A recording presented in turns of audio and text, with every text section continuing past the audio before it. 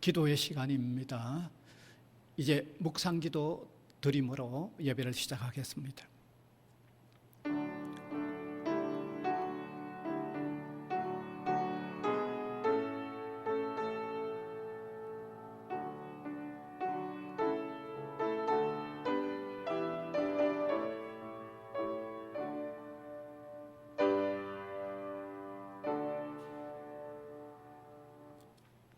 찬송가 80장입니다.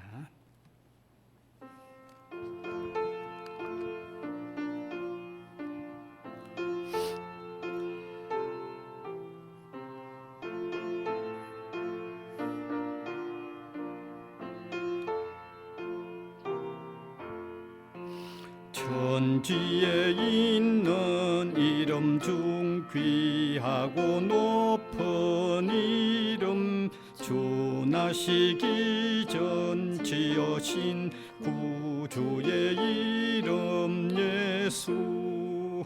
주 앞에 내가 엎드려 그 이름 찬송함은 내 귀에 들린 말씀 중 귀하신 이름 예수. 주 십자가에 달릴 때 명패에 쓰인 대로 저 유대인의 왕이요 곧 우리 왕이시라. 주 앞에 내가 엎드려 그 이름 찬송함은 내 귀에 들린 말씀 중 귀하신 이름 예수. 지금도 살아 계셔서 언제나 하시는 일, 나 같은 죄인 부르사 참 소망 주시도다.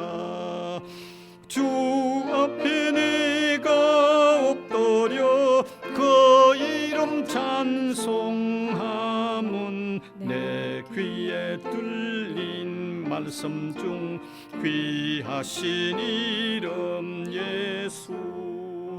주 예수께서 영원히 어제나 오늘이나 그 이름으로 우리에게 참 복을 내리신다.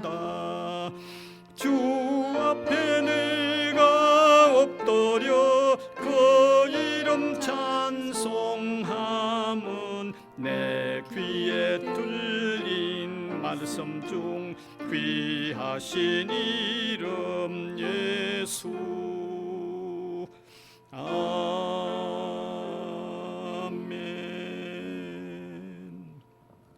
같이 기도드리겠습니다. 무한한 사랑의 하나님, 감사드립니다. 우리가 하나님을 등지고 죄에 빠져 있을 때 하나님은 예수 그리스도를 보내주셔서 우리에게 찾아와 주셔서 우리에게 복음 들려주시고 또 믿을 수 있는 마음 성령으로 역사하여 일으켜 주심으로 통하여 주님을 우리의 구주로 영접하도록 인도하여 주신 것을 감사를 드립니다. 주님 영접함으로 통하여 하나님을 아버지로 경외하는 이런 귀한 은혜와 복된 자리로 우리를 인도하여 주신 것을 감사를 드립니다. 주 안에 있으면 죄에서 사함 받고 주님이 선한 목자가 되셔서 우리의 삶을 인도해 나가시는 이런 놀라운 은혜를 누리게 된 것을 감사를 드립니다.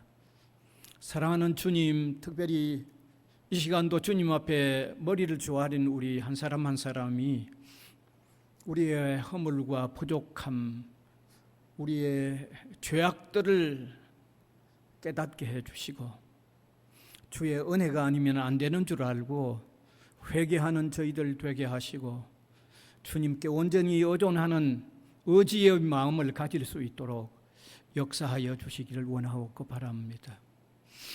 주 앞에 겸손히 엎드려지는 저희들 되게 하여 주시고 주님의 은혜를 앙망하는 우리 한 사람 한 사람이 되게 하여 주시기를 원하옵고 바랍니다. 사랑하는 주님께서 성령으로 우리를 충만케 하여 주옵소서. 우리의 의지나 우리의 어떤 결단도 성령의 역사해 주심이 없으면 안 되는 것을 철저히 경험하고 있습니다. 사랑하는 주님께서 성령으로 충만케 하여 주심으로 통하여 주님의 자녀답게 주님의 백성답게 능력 있게 사는 저희들이 되게 하여 주시기를 원하옵고 바랍니다. 사랑하는 주님, 특별히 우리 교회 위에 함께 하여 주셔서 주님의 돌보심과 인도하심을 허락하여 주시고 이 시대에 복음 전파의 사명, 선교적 사명에 최선을 다하는 교회로 뚝 설 수 있도록 하나님이 함께해 주시기를 원하옵고 바랍니다. 사랑하는 주님께서 흩어져 지내는 우리 성도들 이 무더위 가운데도 주님 보호하여 주시고 인도하여 주시기를 원합니다. 삶은 우리에게 여러 가지 쓰라림들을 더해주고 또 힘겹고 괴로움을 더해주지만 주님 안에서 평안을 느끼는, 그래서 세상을 당당하게 살아가는 우리 한 사람 한 사람, 우리 성도들이 되게 하여 주시기를 원하옵고 바랍니다. 이 시간도 하나님의 말씀을 함께 나눌 때 귀한 깨달음이 있는 시간 되게 하시고 더욱 주님께 깊이 나아가는 저희들이 되게 하여 주시옵소서. 감사를 드리옵고 예수 그리스도의 이름으로 기도하옵나이다. 아멘.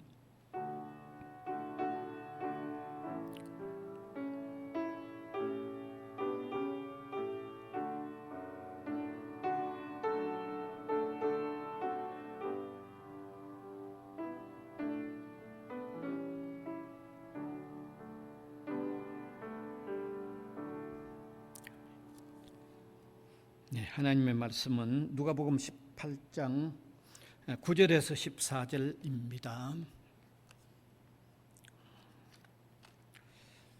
누가복음 18장 9절에서 14절 제가 계속해서 읽겠습니다.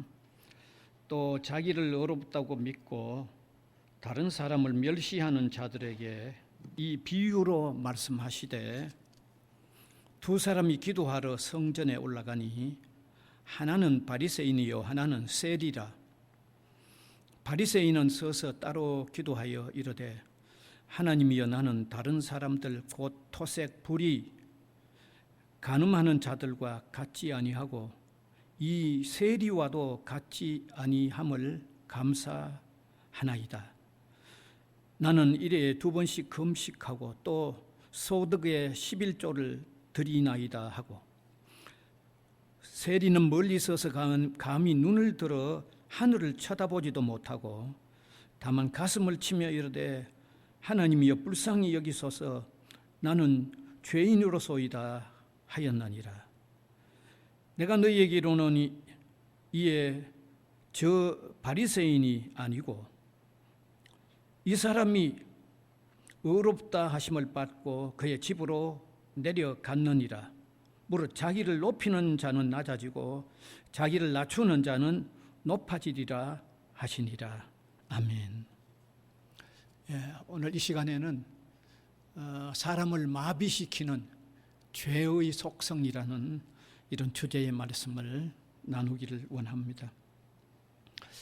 우리 사람이 태어나서 한 생애를 살아가는 과정에 그 무엇보다도 사람을 가장 고통스럽게 하고 힘들게 만드는 현상이 죄라는 것입니다.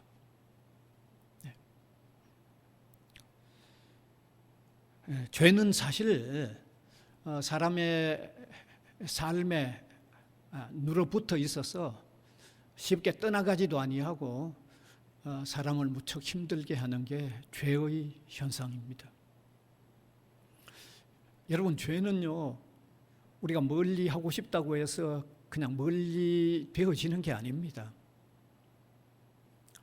왜 그렇습니까? 마음속에서 작용을 하기 때문입니다. 마음속에서 악한 생각을 일으켜서 그걸 행위로 작용하게 만들어서 죄를 범하게 하기 때문입니다. 여러분, 마음이 어디 멀리 있습니까? 마음은 자기 속에 있는 겁니다. 그러니까 죄를 멀리하고 싶어도 멀리할 수 있는 것이 아닙니다. 죄는. 뿐만 아니라 죄는 미워하고 또 싫어한다고 해서 계속하여 미워하고 싫어할 수 있는 것도 아닙니다. 왜 그렇습니까? 미워하고 싫어하다가도 자기가 이용해야 할 필요를 느끼면 죄를 이용하는 게 인간이기 때문입니다. 그래서 필요에 따라서 죄를 이용하는 일이 많아져 버리면 그게 나중에 익숙해져서 죄와는 친숙한 관계 속에 있고 더 이상 죄를 미워하거나 싫어하지 않는 상태가 되어버리는 것입니다. 이 사실은 여러분들이 아마 잘 경험을 하고 있을 줄 압니다. 뿐만 아니라 죄는 범하고 나면 그 결과가 또 사람을 너무 어렵게 만듭니다. 죄를 범하고 나면 가책이라는 게 남아 있어서 평생 괴롭히고 있습니다. 또 죄를 아주 공적으로 범하고 나면 국가적인 법에 저촉이 되기 때문에 실형을 받아 감옥에서 생활해야 하는 결과도 오게 됩니다. 뿐만 아니라 죄는 성경에 의하면 영원한 심판과 형벌을 받는다고 되어 있습니다.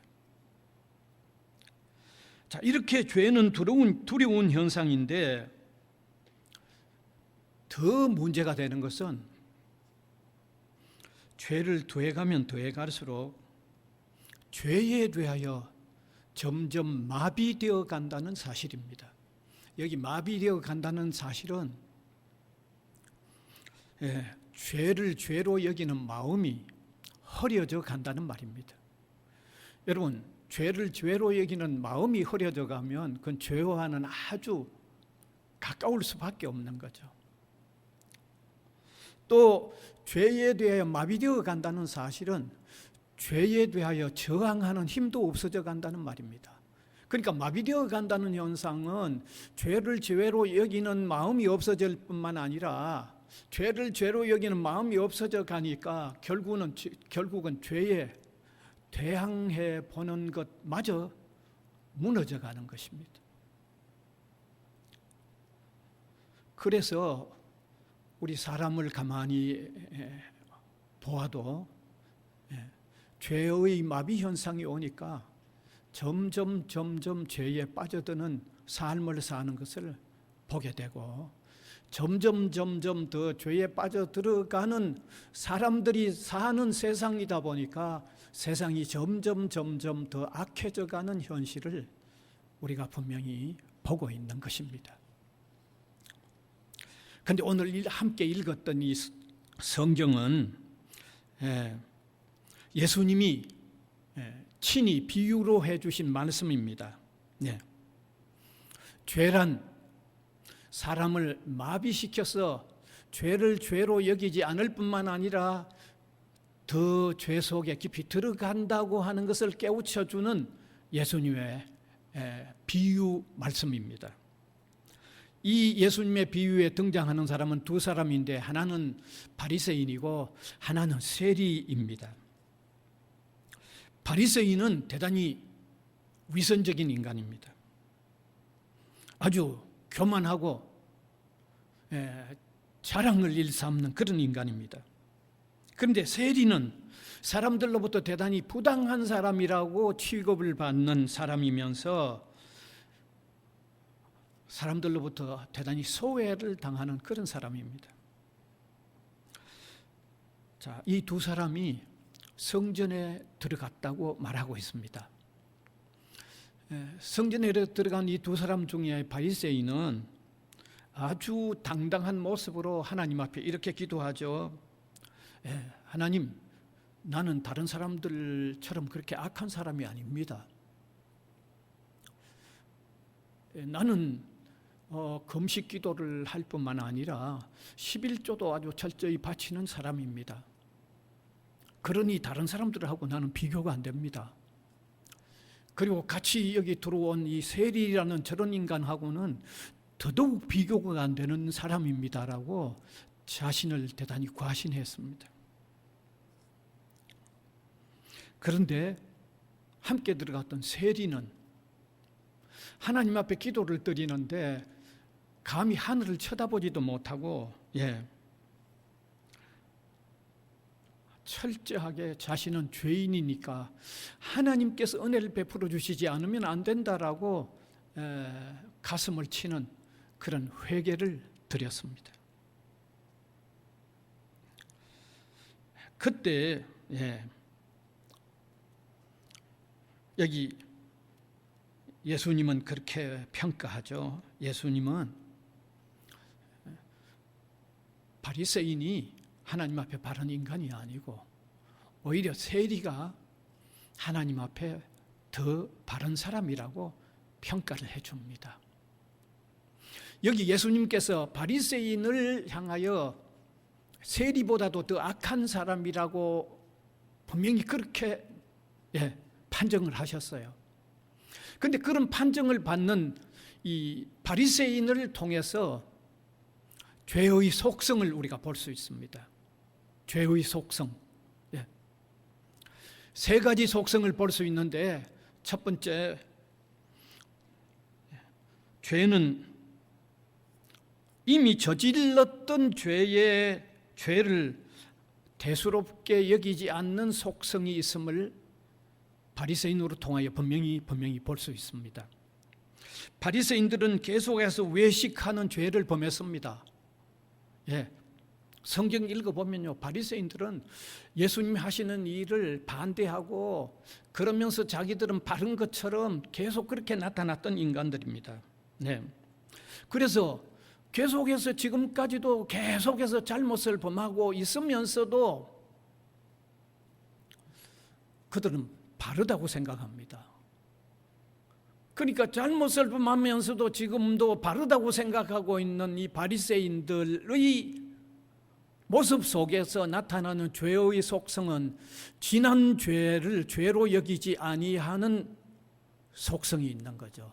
여러분, 사람이 지난날 잘못했는데 그것을 잘못으로 생각하지 않거나 지난날 죄를 지었는데 그걸 죄로 생각하지 않으면 오늘 죄는 더 잘 짓게 되는 겁니다. 이게 죄의 속성입니다. 죄는 지난날 죄를 죄로 여기지 않음으로 통하여 오늘 죄를 더 잘 짓게 만드는 속성이 죄의 속성입니다. 러시아의 문호 톨스토이의 작품 중에 돌과 두 여자라고 하는 그런 작품이 있습니다. 두 여자가 한 노인에게 가르침을 받으려고 왔습니다. 그 중에 한 여인은 그가 젊었을 때 남편을 바꾸었던 사실 때문에 괴로워하면서 늘 큰 죄인이라는 마음을 가지고 살았습니다. 그런데 다른 한 여인은 자기는 선하다고 스스로 아주 만족했습니다.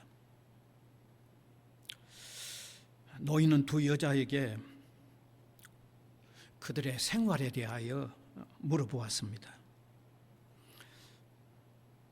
그런데 먼저 왔던 한 여자는 눈물을 흘리면서 자기의 죄를 고백했습니다. 그런데 두 번째 여인은 자신이 이렇다 할 만한 죄가 없다고 당당하게 대답했습니다. 그때 노인은 처음 여인에게 너는 당장 저기 나가서 큰 돌을 하나 찾아 가지고 오라고 그랬습니다. 그리고 두 번째 여인에게는 나가서 될 수 있는 대로 자그마한 돌들을 많이 가지고 오라고 하고는 두 여인을 밖으로 내어보냈습니다. 한 사람은 큰 돌을 하나 들고 왔고 다른 한 사람은 자루에 작은 돌들을 많이 담아왔습니다. 그때 노인이 그들에게 도로 그 돌들을 제자리에 갖다 놓으라고 했습니다. 처음 여인은 쉽게 그 돌을 제자리에 갖다 놓고 왔습니다. 큰 돌 하나 어디에서 가지고 왔는지를 잘 알기 때문입니다. 그런데 작은 돌을 자루에 많이 담아 가지고 왔던 여인은 그 돌을 도로 그 자리에 갖다 놓으라고 했을 때 그 자리들을 다 기억하지 못해서 그 돌이 든 자루를 도로 들고 왔다는 겁니다. 그때 그 노인이 너의 죄가 바로 이런 거다. 자루에 많은 돌을 들고 왔던 여인에게 너의 죄가 바로 이런 거라고 얘기했다고 하죠. 너는 죄를 잊어버려 왔고 대수롭게 여기지 않게 지내왔기 때문에 죄가 없는 줄 알지만 너가 오히려 죄가 더 많다고 얘기해 주었다는 겁니다. 여러분, 죄의 성격은 이렇습니다. 지난날 지은 죄를 대수롭게 여기지 않게 만드는 게 죄의 속성입니다. 그래서 죄를 대수롭게 여기지 않으면 더 많은 죄를 범할 수밖에 없는 거죠. 이게 죄의 속성입니다. 이게 우리 사람에게 무겁게 작용하고 있습니다. 그 다음에 두 번째, 죄는 인간의 양심을 마비시키는 속성이 있습니다. 오늘 여기 세리와 바리새인, 앞에서 제가 말씀드렸던 얘기를 들으면서 바리새인의 마음은 죄로 통하여 마비가 되어 있는 겁니다. 그가 너무너무 잘못한 일들을 많이 하고 있으면서도 나는 다른 사람하고 다르다고 얘기하는 것은 죄가 그의 마음을 마비시키고 있기 때문에 죄를 죄로 여기지 않는 모습으로 나타나고 있기 때문입니다. 여러분, 우리 사람이요 살아가면서 마비되지 않는 상태에는 죄를 범하면 두근거리고 불안하고 그렇죠. 근데 죄가 계속 중복이 되면요 마비 상태가 되어서 아무렇지도 않습니다. 이게 죄의 속성입니다. 미국의 한 연구가가 이런 실험을 했습니다. 물탱크에 물을 가득히 담고 그 중간에 투명한 유리로 가로막았습니다. 그래서 한쪽에는 연준모치라는 고기를 넣었고 다른 한쪽에는 농어를 넣었습니다. 투명하게 유리로 가로막힌 양쪽에 연준모치와 농어를 각각 넣었습니다. 그 농어가 투명한 유리로 보이는 연준모치를 보자 계속 공격하기 위해서 유리의 머리를 쥐어 박았습니다. 계속 그렇게 했습니다. 그런데 며칠이 지나서는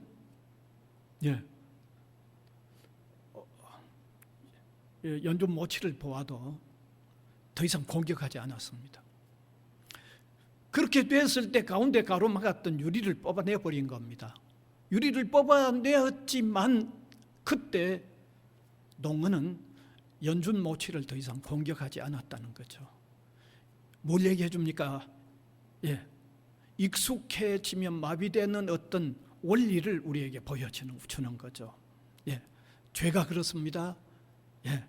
죄는 우리의 마음을 마비시켜 나가는 속성이 있기 때문에 죄는 더욱 죄로 이끌 수밖에 없는 분명한 현상이 있다는 것을 아시기 바랍니다. 그 다음에 세 번째, 죄는 다른 사람과 비교하여 죄를 범하게 만드는 속성이 있습니다. 오늘 여기 읽은 성경 내용의 바리새인은 저 세리와 나는 같지 않다고 당당히 얘기했습니다. 다른 사람과 비교해 가면서 자기는 문제가 없다고 지금 얘기하고 있는 거죠. 예. 우리 사람에게는요, 죄가 있는데 죄는 반드시 이런 속성이 있습니다. 나만 죄인인가라고 비교합니다.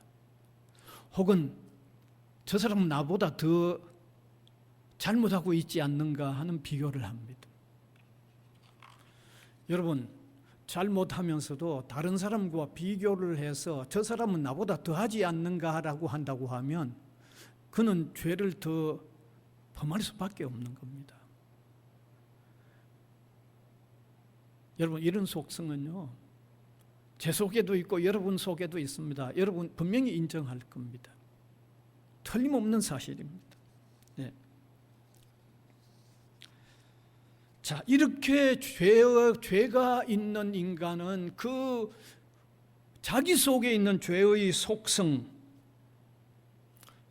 이건 죄를 쉽게 해결할 수 없다는 것을 아셔야 됩니다. 죄는 조금 전에 제가 말씀드린 대로 이런 무서운 속성이 있기 때문에 쉽게 해결할 수가 없습니다. 그래서 오늘 이 시간에 두 종류의 사람들, 아직 예수 그리스도를 영접하지 않는 사람들, 그리고 이미 예수님을 영접한 사람들에게 제가 강력하게 말씀드리고 싶습니다. 첫 번째, 아직도 예수 그리스도를 영접하지 않는 사람들, 죄의 속성은 자기 자신이 죄의 문제를 스스로 해결할 수 없는 인간이라는 것을 아시길 바랍니다. 죄의 속성은 무섭기 때문입니다. 아주 강력하기 때문입니다. 그러면 이 죄의 문제를 어떻게 해결할까? 이 죄의 문제는 기본적으로 예수 그리스도를 영접함으로 해결된다는 걸 아시기 바랍니다. 왜냐하면 내가 선하게 아무리 살려고 해도 안 되는 죄의 속성에 끌려서 평생 죄를 지을 수밖에 없는 인간이기 때문에 내가 해결할 수 있는 게 아니라는 걸 아시기 바랍니다. 어떻게 해결할까요? 예수님이 내 모든 죄의 벌을 이미 다 받아 놓으셨기 때문에 그 예수님을 영접하면 되기 때문에 예수님을 영접하는 것이 죄의 문제를 해결하는 근본적인 해결책이 된다는 것을 깨달으시고 죄 있는 사람은 예수님을 영접하시기를 바랍니다. 그 다음에 두 번째, 이미 우리 신앙생활하는 우리 성도들은요, 어떻게 해야 할까요? 예수님을 영접했으니까 이미 죄에서 용서가 되어지긴 했습니다. 그러나 살아가면서 아직도 죄의 문제에서 실제적으로 완전히 벗어난 것은 아닙니다. 이 말은 전혀 죄를 짓지 않고는 살 수 없는 자신을 보게 된다는 거죠. 그러면 이미 그리스도를 영접하여 죄의 문제를 근본적으로 해결하고 있는 우리 신자는 어떤 생활을 해야 할까요? 죄에 대하여 아주 치열한 투쟁을 하면서 살아야 됩니다. 이 말씀을 히브리서 12장 4절을 보면 알 수 있습니다. 예, 히브리서 12장 4절입니다. 너희가 죄와 싸우되 아직 피 흘리기까지는 대항하지 아니하고 라고 했습니다. 예, 신자들에게 죄의 문제에 대해서는 피 흘리기까지 투쟁하면서 죄에 빠지지 않으려고 노력해야 한다는 것을 말씀하기 위해서 저렇게 성경은 우리에게 말씀하고 있습니다. 그래서 이제 말씀을 마무리하려고 합니다. 아직 그리스도를 영접하지 않는 사람은 자기 스스로 해결할 수 없는 죄를 아주 본질적으로 해결하기 위하여 예수님을 영접해야 하는 이 중요한 해결책을 받아들이시고, 이미 예수 그리스도를 영접한 신자들은 죄의 문제를 본질적으로 해결하고 있지만 살아가는 과정에 죄에 대해서는 정말 피 흘리기까지 대결해 나가면서 하나하나 이겨나가는 삶을 살아야 한다고 하는 오늘의 이 말씀을 삶 속에서 깊이 기억하고 조금이라도 하나하나 실천해 나가는 이런 삶을 살 수 있기를 간절히 바랍니다. 기도드리겠습니다. 은혜의 주님 감사를 드립니다. 오늘은 우리 인간에게 깊이 눌어붙어서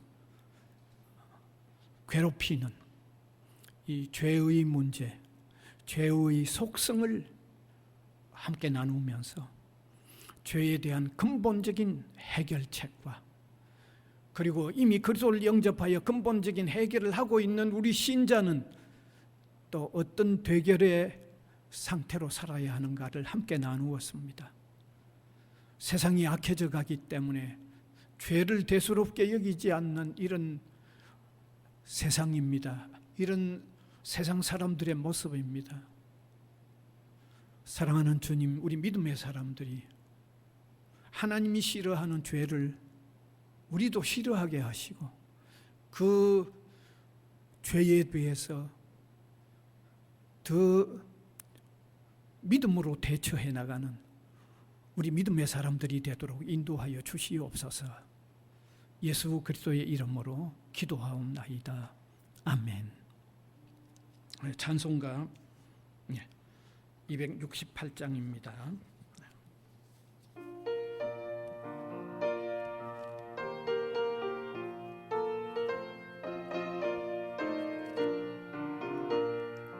죄에서 자유를 얻게 함은 주의 복음의 별신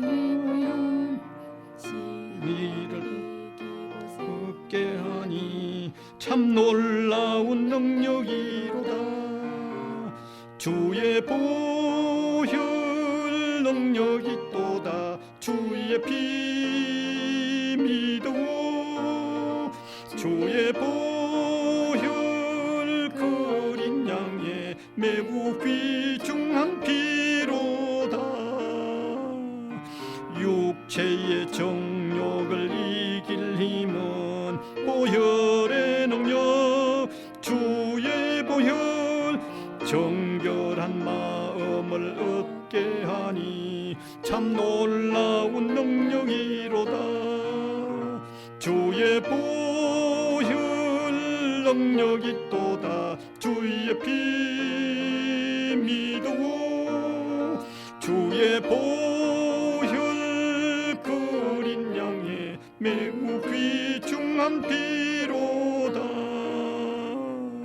눈보다 더 희게 밝힌 것 보혈의 능력. 주의 보혈 부정한 모든 것 밝히시니 참 놀라운 능력이로다. 주의 보혈 능력이 또다. 주의 피 믿고 주의 보혈 그린 양의 매우 귀중한 피로다. 구주의 복음을 전할 제목 보혈의 능력. 주의 보혈 날마다 나에게 찬송 주니 참 놀라운 능력이로다. 주의 보혈 능력이 또다. 주의 피 믿어 주의 보혈 그린 양의 매우 귀중한 피로다. 주님 가르쳐 주신 기도 드리겠습니다. 하늘에 계신 우리 아버지여, 이름이 거룩히 여김을 받으시오며 나라가 임하시오며 뜻이 하늘에서 이루어진 것 같이 땅에서도 이루어지이다. 오늘 우리에게 일용할 양식을 주시옵고 우리가 우리에게 죄 지은 자를 사하여 준 것 같이 우리 죄를 사하여 주시옵고 우리를 시험에 들게 하지 마시옵고 다만 악에서 구하시옵소서. 나라와 권세와 영광이 아버지께 영원히 있사옵나이다. 아멘.